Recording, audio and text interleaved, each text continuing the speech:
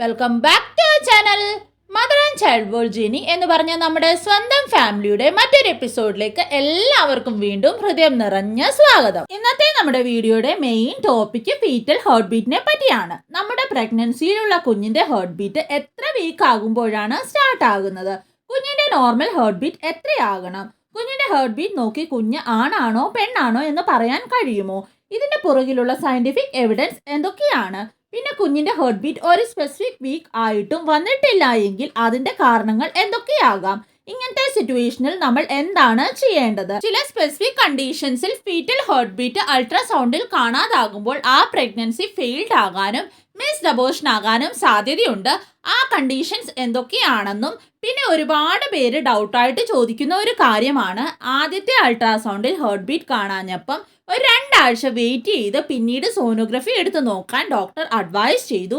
അപ്പോൾ ആ 2 ആഴ്ച ഫീറ്റൽ ഹാർട്ട് ബീറ്റ് വരാൻ വേണ്ടിയിട്ട് നമ്മൾ എന്തൊക്കെയാണ് ചെയ്യേണ്ടത്?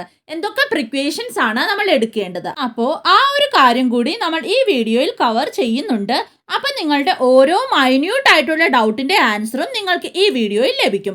അപ്പോൾ വേഗം വീഡിയോ കണ്ടു നോക്കുക. വീഡിയോ സ്റ്റാർട്ട് ചെയ്യുന്നതിന് മുമ്പായിട്ട് നിങ്ങളിൽ ആരെങ്കിലും നമ്മുടെ ഈ ചാനലിലോട്ട് ആദ്യമായിട്ടാണ് വന്നിട്ടുള്ളതെങ്കിൽ ചാനലിലേക്ക് സ്വാഗതം. എൻ്റെ പേര് ജെനി. നിങ്ങൾ നമ്മുടെ ചാനലിൽ ഷെയർ ചെയ്തിരിക്കുന്ന വീഡിയോസ് ഒക്കെ ഒന്ന് കണ്ടു നോക്കുക. നിങ്ങൾക്ക് വീഡിയോസ് ഒക്കെ ഇഷ്ടമാവുകയാണ്, യൂസ്ഫുൾ ആവുകയാണ് എങ്കിൽ നമ്മുടെ ചാനൽ കൂടി ഒന്ന് സബ്സ്ക്രൈബ് ചെയ്ത് സപ്പോർട്ട് ചെയ്യുക. സബ്സ്ക്രൈബ് ബട്ടന്റെ തൊട്ടപ്പുറത്തുള്ള ആ ബെല്ലൈക്കൺ കൂടി ഒന്ന് പ്രസ് ചെയ്ത് അതിൽ ഓൾ എന്നുള്ള ഓപ്ഷൻ കൂടി ഒന്ന് സെലക്ട് ചെയ്ത് വെക്കാനായിട്ട് നിങ്ങൾ ആരും മറക്കരുത്.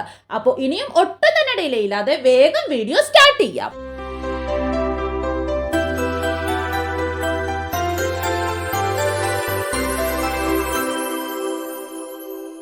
ഇപ്പോഴൊക്കെ പ്രഗ്നൻസി പോസിറ്റീവ് ആയി കഴിഞ്ഞാൽ അത് യൂറിനിലായാലും ബ്ലഡിലായാലും ഡിറ്റക്റ്റ് ആയി കഴിഞ്ഞാൽ ഒരു ഏർലി സോണോഗ്രഫി ചെയ്യിച്ച് നോക്കാറുണ്ട്.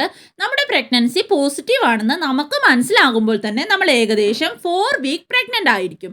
ഇതിൻ്റെ പുറകിലത്തെ സയൻറ്റിഫിക് തിങ്സ് എല്ലാം നമ്മൾ ഓൾറെഡി വീഡിയോ ഇട്ടിട്ടുണ്ട്. ഏകദേശം 5 വീക്സ് ഒക്കെ ആകുമ്പോൾ കുഞ്ഞിൻ്റെ ഹേർട്ട് ഫോം ആകും. ലേറ്റ് 5 വീക്സ് തൊട്ട് ഏർലി 6 വീക്സ് ഒക്കെ ആകുമ്പോൾ കുഞ്ഞിൻ്റെ ഹേർട്ട് ബീറ്റ് വന്നിട്ടുണ്ടാവും. എന്ന് പറഞ്ഞാൽ നിങ്ങളുടെ പ്രഗ്നൻസി ടെസ്റ്റ് പോസിറ്റീവ് വന്നു കഴിഞ്ഞ് ഒരു 2 ആഴ്ചയ്ക്ക് ശേഷം കുഞ്ഞിൻ്റെ ഹേർട്ട് ബീറ്റ് സോണോഗ്രഫിയിൽ കാണാനും പറ്റും, കേൾക്കാനും പറ്റും. ഈ ഒരു ഹേർട്ട് ബീറ്റ് നമുക്ക് സ്റ്റെതസ്കോപ്പ് വെച്ച് കേൾക്കാൻ പറ്റില്ല, അൾട്രാസൗണ്ടിൽ മാത്രമേ കേൾക്കാൻ പറ്റത്തുള്ളൂ. അപ്പോൾ അതുകൊണ്ടാണ് ഏർലി സ്കാൻ ചെയ്യുന്നത്. അപ്പോൾ പ്രഗ്നൻസിയുടെ 5th വീക്കിൽ കുഞ്ഞിന്റെ ഹേർട്ട് ഫോമായി 6th വീക്ക് ഒക്കെ ആകുമ്പോഴത്തേക്ക് ഫീറ്റൽ ഹേർട്ട് ബീറ്റ് സ്റ്റാർട്ട് ആകും. ട്രാൻസ്വജൈനൽ അൾട്രാസൗണ്ടിലാണ് നമുക്കത് കാണാൻ സാധിക്കുന്നത്. ഏകദേശം 7th വീക്ക് ഒക്കെ ആകുമ്പോൾ ട്രാൻസ് അബ്ഡോമിനൽ അൾട്രാസൗണ്ടിലും ഫീറ്റൽ ഹേർട്ട് ബീറ്റ് കാണാൻ സാധിക്കും. പക്ഷേ ഇപ്പോൾ അഡ്വാൻസ്ഡ് അൾട്രാസൗണ്ട് മെഷീൻ ടെക്നോളജി വെച്ച് ട്രാൻസ് അബ്ഡോമിനൽ അൾട്രാസൗണ്ടിൽ മോസ്റ്റ്ലി 6 വീക്കിലൊക്കെ ഹേർട്ട് ബീറ്റ് കാണാൻ സാധിക്കും. അപ്പോൾ ഏർലി അൾട്രാസൗണ്ടിൽ ഇൻട്രാ യൂട്രൈൻ പ്രഗ്നൻസി ആണോ എന്ന് നോക്കും. ആണെങ്കിൽ ജസ്റ്റേഷണൽ സാക്ക്, ഫീറ്റൽ പോൾ ഇതൊക്കെ ഉണ്ടോ എന്ന് ചെക്ക് ചെയ്യും. അതിൽ ഫീറ്റൽ ഹേർട്ട് ബീറ്റ് ഉണ്ടോ എന്നും ചെക്ക് ചെയ്യും. ഇനിയും നമുക്ക് നോർമൽ ഫീറ്റൽ ഹേർട്ട് ബീറ്റ് എത്രയാകണം എന്ന് നോക്കാം. ഏർലി പ്രഗ്നൻസി അതായത് 6 വീക്സ് ടു 9 വീക്സിൻ്റെ ഒക്കെ ഇടയ്ക്ക് heart beat on an average 90 തൊട്ട് 110 to 120 ഇടയ്ക്കാകണം. 9 വീക്സ് തൊട്ട് 12 വീക്സിൻ്റെ ഒക്കെ ഇടയ്ക്ക് heart beat on an average 140 തൊട്ട് 170 ഇടയ്ക്കാകണം. 12 വീക്സ് ഒക്കെ കഴിഞ്ഞ് heart beat on an average 120 തൊട്ട് 160 ഒക്കെ ഇടയ്ക്കാകണം. ഇപ്പോൾ ഈ പറഞ്ഞ വാല്യൂസ് തന്നെ കൃത്യമായിട്ട് ആകണം, അല്ലെങ്കിൽ അബ്നോർമൽ ആണ്. അങ്ങനെയല്ല, ഏർലി പ്രഗ്നൻസിയിൽ ഫീറ്റൽ ടെക്കികാർഡിയ അത്ര പ്രോബ്ലം അല്ല. ഫീറ്റൽ ബ്രഡികാർഡിയ അതായത് 7 വീക്സ് 8 വീക്സ് ഒക്കെ ആകുമ്പോഴും 90 ബീറ്റ്സ് പെർ മിനിറ്റിൽ കുറവാണെങ്കിൽ അപ്പോൾ ബേബിയുടെ പുവർ പ്രോഗ്നോസിസ് ആണെന്ന് പറയാം. അപ്പോഴും 100% പറയാൻ പറ്റില്ല. അത് കൺഫേം ചെയ്യാൻ വേണ്ടിയിട്ട് ജനറലി 15 ദിവസം കഴിഞ്ഞിട്ട് വീണ്ടും ഒന്നുകൂടെ സോണോഗ്രഫി ചെയ്ത് നോക്കും. 2 വീക്സ് കഴിഞ്ഞിട്ട് കുഞ്ഞിൻ്റെ ഗ്രോത്ത് കറക്റ്റ് ആണ്, ഹേർട്ട് ബീറ്റ് കറക്റ്റ് ആണെങ്കിൽ കുഞ്ഞ് ഹെൽത്തി ആണെന്ന് നമുക്ക് കൺഫേം ചെയ്യാം. ഇനിയും അടുത്ത കാര്യം, കുഞ്ഞിൻ്റെ ഹേർട്ട് ബീറ്റ് വെച്ച് കുഞ്ഞ് ആണാണോ പെണ്ണാണോ എന്ന് നമുക്ക് മനസ്സിലാക്കാൻ പറ്റുമോ? അത് നമുക്ക് നോക്കാം. ഒരിക്കലും കുഞ്ഞിൻ്റെ ഹേർട്ട് ബീറ്റ് വെച്ച് കുഞ്ഞ് ആണാണോ പെണ്ണാണോ എന്ന് നമുക്ക് മനസ്സിലാക്കാൻ പറ്റില്ല. 9 വീക്സിൻ്റെ ഒക്കെ പ്രഗ്നൻസി ആണെങ്കിൽ കുഞ്ഞിൻ്റെ ഹേർട്ട് ബീറ്റ് 90 തൊട്ട് 120 ഒക്കെ ഇടയ്ക്കായിരിക്കും, കുഞ്ഞ് ആണാണെങ്കിലും പെണ്ണാണെങ്കിലും. ഇനിയും 12 വീക്സ് ഒക്കെ ഉള്ള പ്രഗ്നൻസി ആണെങ്കിൽ കുഞ്ഞിന്റെ ഹേർട്ട് ബീറ്റ് 120 തൊട്ട് 160 ഇടയ്ക്കായിരിക്കും, കുഞ്ഞ് ആണാണെങ്കിലും പെണ്ണാണെങ്കിലും. കുഞ്ഞിന്റെ ഹേർട്ട് ബീറ്റ് കോൺസ്റ്റന്റ് ആയിരിക്കില്ല, അത് മാറിക്കൊണ്ടേയിരിക്കും. ഒരു പ്രാവശ്യം നിങ്ങൾ അൾട്രാസൗണ്ടിൽ നോക്കിയപ്പോൾ കുഞ്ഞിൻ്റെ ഹേർട്ട് ബീറ്റ് 140 വന്നെങ്കിൽ നെക്സ്റ്റ് ടൈം നോക്കുമ്പോൾ കുഞ്ഞിൻ്റെ ഹേർട്ട് ബീറ്റ് മാറി 160 ആയിട്ടുണ്ടാകും. അത് നോർമലാണ്. കുഞ്ഞിൻ്റെ ഹേർട്ട് ബീറ്റ് ഫ്ലക്ച്വേറ്റ് ചെയ്യും.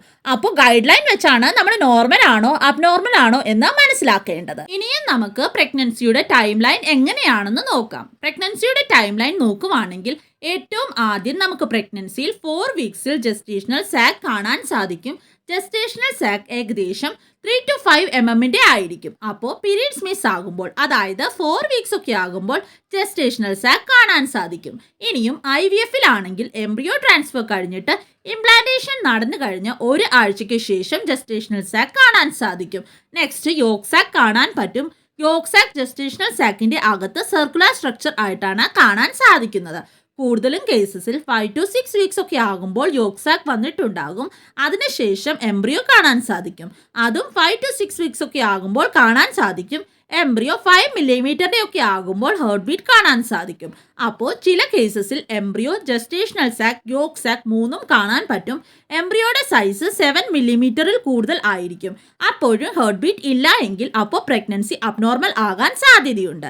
ഇനിയും യോഗ് സാക്കും ജസ്റ്റേഷണൽ സാക്കും ഉണ്ട്, എംബ്രിയോയും കാർഡിയാക് ആക്ടിവിറ്റി രണ്ടും ഇല്ല എങ്കിൽ അപ്പോൾ ഒരു കൺക്ലൂഷൻ നമുക്ക് എടുക്കാൻ പറ്റില്ല.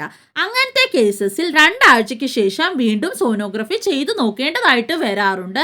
കൂടുതലും കേസസിൽ അപ്പോഴേക്കും കാർഡിയാക് ആക്ടിവിറ്റി വന്നിട്ടുണ്ടാകും. ഇനിയും ചില കണ്ടീഷൻസിൽ സോനോഗ്രഫിയിൽ ഹേർട്ട് ബീറ്റ് വന്നിട്ടില്ല എങ്കിൽ ആ ഒരു പ്രഗ്നൻസി ഫെയിൽഡ് ആകാനും അബോർഷൻ ആകാനും ചാൻസ് ഉണ്ട്. ആ കണ്ടീഷൻസ് എന്തൊക്കെയാണെന്ന് ഡീറ്റെയിൽ ആയിട്ട് തന്നെ നോക്കാം. ഒരു പക്ഷേ ജസ്റ്റേഷണൽ സാക്ക് 25 mm ആയി, പക്ഷേ എംബ്രിയോ കാണാൻ സാധിക്കുന്നില്ല എങ്കിൽ ആ ഒരു പ്രഗ്നൻസി അബ്നോർമൽ ആണ്. നെക്സ്റ്റ്, എംബ്രിയോയുടെ സൈസ് 7 mm ആയി എന്നിട്ട് ഹേർട്ട് ബീറ്റ് ഇല്ല എങ്കിൽ ആ ഒരു പ്രഗ്നൻസി അബ്നോർമൽ ആണ്. നെക്സ്റ്റ് ആണ് യോഗ് സാക്ക് ഒരുപാട് വലുതാണ്, അല്ലെങ്കിൽ യോഗ് സാക്കിൽ കാൽഷ്യം ഡിപ്പോസിഷൻ ഉണ്ട്, അപ്പോഴും പ്രഗ്നൻസി അബ്നോർമൽ ആകാൻ സാധ്യതയുണ്ട്. നെക്സ്റ്റ് ആണ് ജസ്റ്റേഷണൽ സാക്ക് ഇറഗുലർ ആണ്, അപ്പോഴും പ്രഗ്നൻസി അബ്നോർമൽ ആകാനും മിസ്ഡ് അബോർഷൻ ആകാനും സാധ്യതയുണ്ട്. ഇനിയും എംബ്രിയോണിക് ബ്രെഡികാർഡിയെ പറ്റി പറയാം. അത് നമുക്കൊരു ഡൗട്ടായിട്ട് വന്നതാണ്. അതായത് കുഞ്ഞിന്റെ ഹേർട്ട് ബീറ്റ് കുറവായിട്ടാണ് കാണുന്നത്. അപ്പോൾ അങ്ങനത്തെ കേസസിൽ മുന്നോട്ട് പോയിട്ട് പ്രഗ്നൻസി മിസ്കാരേജ് ആകാനുള്ള ചാൻസ് കൂടുതലാണ്. ഒരിക്കലും ഒരു സോനോഗ്രഫിയുടെ അടിസ്ഥാനത്തിൽ ഒരു കൺക്ലൂഷൻസും എടുത്ത് പാനിക് ആകേണ്ട ആവശ്യമില്ല. വീണ്ടും ഒന്നുകൂടെ സോനോഗ്രഫി ചെയ്ത് നോക്കേണ്ടതായിട്ട് വരാറുണ്ട്. ഇനിയും നമുക്ക് ഫീറ്റൽ ഹേർട്ട് ബീറ്റ് വരാത്തതിന്റെ കാരണങ്ങൾ എന്തൊക്കെയാണെന്ന് നോക്കാം. ഒന്നാമത്തെ റീസൺ ആണ് ഇറഗുലർ പീരീഡ്സ്. അപ്പോൾ നിങ്ങളുടെ ഇംപ്ലാന്റേഷൻ, ഓവുലേഷൻ ഒക്കെ എപ്പോഴാണ് നടന്നതെന്ന് കറക്റ്റ് ആയിട്ട് ഐഡന്റിഫൈ ചെയ്യാൻ ബുദ്ധിമുട്ടാണ്. അപ്പോൾ അതുകൊണ്ട് തന്നെ കറക്റ്റ് പ്രഗ്നൻസിയുടെ വീക്സ് ഐഡന്റിഫൈ ചെയ്യാൻ പറ്റില്ല. അതാണ് ഡിലേഡ് കൺസെപ്ഷൻ. അതായത് പ്രഗ്നൻസി നോർമൽ ആണ്, പക്ഷേ അത് നമുക്ക് കറക്റ്റ് ആയിട്ട് ഐഡന്റിഫൈ ചെയ്യാൻ പറ്റില്ല. അപ്പോൾ നിങ്ങൾക്ക് ആദ്യത്തെ അൾട്രാസൗണ്ടിൽ ഫീറ്റൽ ഹേർട്ട് ബീറ്റ് കണ്ടില്ല എങ്കിൽ ഒരു 10 തൊട്ട് 15 ദിവസത്തിന് ശേഷം വീണ്ടും സോനോഗ്രഫി ചെയ്തു നോക്കേണ്ടതായിട്ട് വരും. ഈ ഒരു 10 തൊട്ട് 15 ദിവസം നിങ്ങൾ ടെൻഷൻ ആകേണ്ട കാര്യമില്ല. ഇനിയും 10 തൊട്ട് 15 ദിവസം കഴിഞ്ഞിട്ടും ഫീറ്റൽ ഹേർട്ട് ബീറ്റ് വന്നിട്ടില്ല എങ്കിൽ അത് ജനറ്റിക് പ്രോബ്ലം ആയിരിക്കും. അപ്പോൾ ഒന്നുകിൽ ടാബ്ലറ്റ് കൊണ്ടോ ഡിയാൻസി ചെയ്തോ ആ പ്രഗ്നൻസി അബോർട്ട് ചെയ്യും. അബോർഷൻ റിലേറ്റഡ് വീഡിയോയിൽ നമ്മൾ ഓൾറെഡി ഡീറ്റെയിൽഡ് ആയിട്ട് തന്നെ ഡെഡിക്കേറ്റഡ് വീഡിയോ അപ്ലോഡ് ചെയ്തിട്ടുണ്ട്. കാണാൻ ആഗ്രഹമുള്ളവർക്ക് വേണ്ടിയിട്ട് ഡിസ്ക്രിപ്ഷൻ ബോക്സിൽ ലിങ്ക് കൊടുക്കാം, കണ്ടു നോക്കുക. 1-2 പ്രാവശ്യമൊക്കെ ഇങ്ങനെ സംഭവിക്കുവാണെങ്കിൽ പ്രോബ്ലം ഇല്ല. പക്ഷേ 2-ൽ കൂടുതൽ പ്രാവശ്യമൊക്കെ ഇങ്ങനെ ആകുവാണെങ്കിൽ നോ ഡൗട്ട് ഡീറ്റെയിൽഡ് ഇൻവെസ്റ്റിഗേഷൻ ആവശ്യമാണ്. ആക്ച്വലി നിങ്ങളുടെ ജീൻസിൽ എന്തെങ്കിലും പ്രോബ്ലം ഉണ്ടോ എന്ന് ചെക്ക് ചെയ്യേണ്ടി വരും. ഇനിയും നിങ്ങൾ ആദ്യത്തെ സോനോഗ്രഫി ചെയ്യുമ്പോൾ ഫീറ്റൽ ഹേർട്ട് ബീറ്റ് വന്നിട്ടില്ല എങ്കിൽ നെക്സ്റ്റ് 2 ആഴ്ചയ്ക്ക് ശേഷം വീണ്ടും സോനോഗ്രഫി ചെയ്തു നോക്കണം. അപ്പോൾ ആ 2 ആഴ്ച വെയിറ്റിംഗ് പീരീഡ് നിങ്ങൾ എന്തൊക്കെയാണ് ചെയ്യേണ്ടതെന്ന് നോക്കാം. എന്തൊക്കെ പ്രിക്വേഷൻസ് ആണ് പാലിക്കേണ്ടതെന്ന് നോക്കാം. ഈ ഒരു ടൈം ഒരുപാട് കപ്പിൾസിനെ സംബന്ധിച്ച് ക്രിട്ടിക്കൽ ആണ്. ഇനിയും ഈ പ്രഗ്നൻസി ഹെൽത്തി ആയിട്ട് കണ്ടിന്യൂ ആക്കാൻ പറ്റുമോ ഇല്ലയോ, അബോർഷൻ ആകുമോ എന്നൊക്കെ ഒരുപാട് ഡൗട്ട്സ് കാണും. ഈ ഒരു ടൈം മെയിൻലി ആദ്യമായിട്ട് നിങ്ങൾ പ്രൊജസ്ട്രോൺ സപ്പോർട്ട് എടുക്കണം. അത് അത്യാവശ്യമാണ്. കാരണം ഹോർമോൺസിന്റെ പ്രോബ്ലം കൊണ്ട് പ്രഗ്നൻസി ഫെയിൽഡ് ആകാതിരിക്കാനാണ് ഇങ്ങനെ പ്രൊജസ്ട്രോൺ സപ്പോർട്ട് തരുന്നത്. അത് ടാബ്ലറ്റ് ഫോമിലോ ഇൻജെക്റ്റബിൾ ഫോമിലോ ആയിരിക്കും. നെക്സ്റ്റ് ആണ് ഈ ഒരു വെയിറ്റിംഗ് പീരീഡിൽ multi vitamins, folic acid supplements ഒക്കെ നിങ്ങൾ എടുക്കേണ്ടത് അത്യാവശ്യമാണ്. നെക്സ്റ്റ് ആണ് നിങ്ങൾ ഒരു ഹെൽത്തി ഡയറ്റ് പ്ലാൻ ഫോളോ ചെയ്യണം. Junk food, oily food, processed food, package food, മൈദ അടങ്ങിയ ഫുഡ് ഒക്കെ ഈ ഒരു ടൈമിൽ നിങ്ങൾ അവോയ്ഡ് ചെയ്യണം. ഇതൊക്കെ കഴിക്കുമ്പോൾ ശരീരത്തിൽ ഓക്സിഡേറ്റീവ് സ്ട്രെസ് കൂടുതലാകും. അപ്പോൾ പ്രഗ്നൻസി കണ്ടിന്യൂ ആകാൻ പ്രോബ്ലം ഉണ്ടാകും. നെക്സ്റ്റ് ആണ് നിങ്ങൾ പ്രോപ്പർലി റെസ്റ്റ് ചെയ്യണം. ബെഡ് റെസ്റ്റ് അല്ല, പക്ഷേ നിങ്ങൾ എന്തായാലും റെസ്റ്റ് എടുക്കാൻ ശ്രമിക്കുക. രാത്രിയിൽ ഒരു 8 മണിക്കൂറെങ്കിലും ഉറങ്ങാൻ ശ്രമിക്കുക. നെക്സ്റ്റ്, ഈ ഒരു ടൈമിൽ നിങ്ങൾക്ക് മെഡിറ്റേഷൻ, യോഗ ഒക്കെ പ്രാക്ടീസ് ചെയ്യാവുന്നതാണ്. അതുമൂലം നിങ്ങളുടെ ലൈഫിലുള്ള സ്ട്രെസ് എല്ലാം തന്നെ കുറയാൻ അത് ഹെൽപ്പ് ചെയ്യും. നെക്സ്റ്റ്, ഒരു പോസിറ്റീവ് അപ്രോച്ച് ഈ ഒരു കാര്യത്തിൽ എന്തായാലും നിങ്ങൾക്ക് ഉണ്ടായിരിക്കണം.